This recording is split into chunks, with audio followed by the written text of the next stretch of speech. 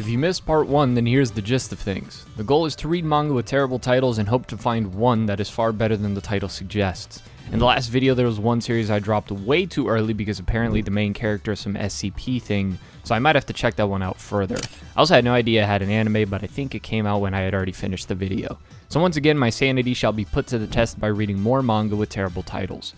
Brought to you by the man who drew Devilman Griamore, we have Booty Royale. Never go down without a fight.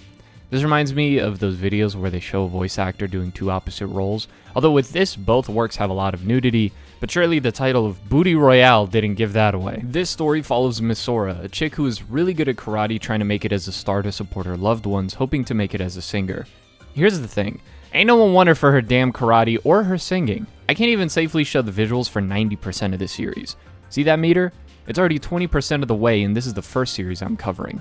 There's only one reason I could see someone reading more than 30 chapters of this, and don't you lie to me and tell me it was the action. I know what kind of man you are. Speaking of which, this manga is ongoing and at 90 chapters. Misora is likable given her pure motives, and the action is decent, but this is more so a doujin with some karate instead of the other way around. You could try to say it's a commentary on the entertainment industry and all that, but I feel like there's so many other more serious avenues that explore that. Still, in all my years of manga, I would have never thought I could say the main character kicked the strap-on off a dick in the first chapter. Okay, now I know I stammer and stutter every now and then throughout videos, but I promise this is the actual title. The tsundere girl getting less and less sun day by day. Alright, look, sitting at 106 chapters, this was actually really wholesome. I think the title should give it away, but this is legit a girl going from I hate you and them getting married at the very end. What an escalation.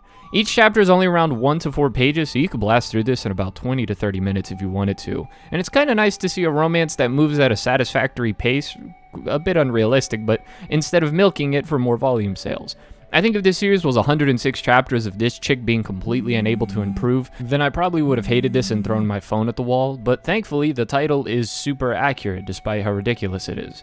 There was a moment where the two finally confessed to each other, and the male interest had his face revealed, which was a nice touch, kind of changing the story from a self-insert to a dynamic between two actual characters. Eventually, he even meets the family that gets introduced throughout the story, and it gets even sweeter. It's genuinely just a super wholesome read, and around the 80 chapter mark, I might have developed type 2. I'd also just seen Jinro, which I don't know if I want to do a video on, but that almost made me lose the little hope that I had. This undid some of the damage. The art style looked familiar, and then I realized this author also did. I thought she was a yandere, but apparently she's worse. This manga is for anyone who has ever been with a Puerto Rican woman. God bless your soul. So I was in VC with some of the boys, and my one homie Krabs found one called I Wish I Was a Wall.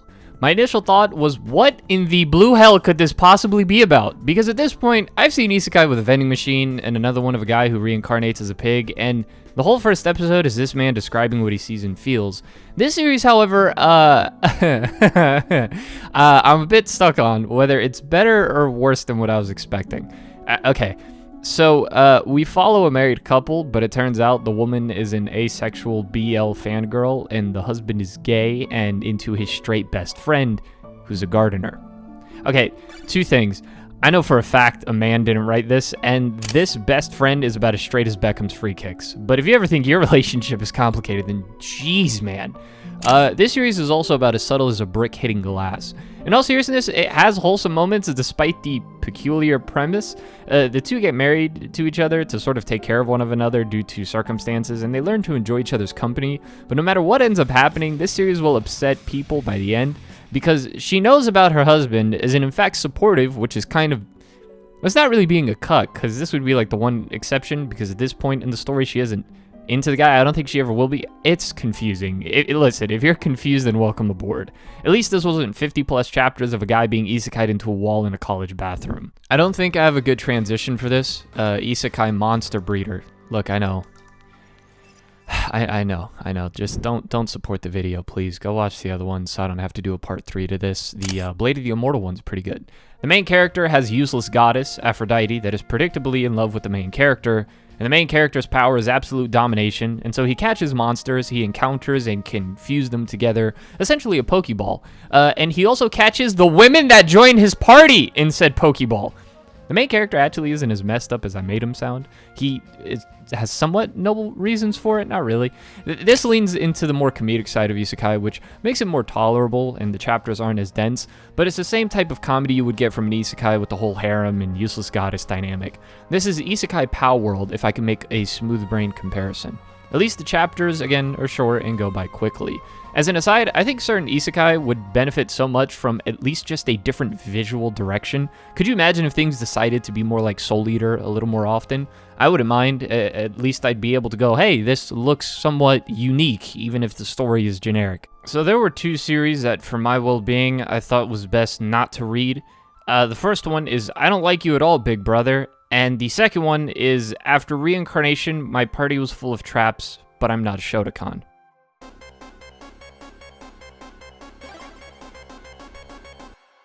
Welcome to the bonus rapid fire level. There are a lot of these that are too familiar or just aren't worth giving their own segments, as I feel if anything I'm going to say about these just doesn't deviate from the points I've already made in this video, so here we go. After receiving the sacred item cup that can only produce water, I decided to live freely. Accidentally summoned. Oops, sorry. All my neighbors are convinced the female knight from my rice field is my wife. Filming adult videos in another world. Goodbye, I'm being reincarnated. Becoming a princess knight and working at a Yuri brothel. Chillin' in another world with level 2 super cheat powers. I aimed for a relaxed life in another world with the fluffies. Monster Man. I got a cheat skill in another world and wait a minute! Nah, there's no way. No. Look, I was, okay. I was gonna delve into how for every one positive contribution Japan has made to the fantasy genre, there are now 20 that have killed the reputation of it, but holy hell, this is an actual manga. In fact, it's made by the same author as Onani Master Kurosawa. So I'm going to refer to this as Chesterman, just to be safe, but this is actually... Okay, hear me out. Hey, don't go clipping this out of context now. So the main character gets mistaken for a stalker because he's walking behind a girl, and when she freaks out and runs away, he runs after her to clarify that that's not his intention at all, which this leads to a blossoming romance with a lot of little detail in a short amount of time.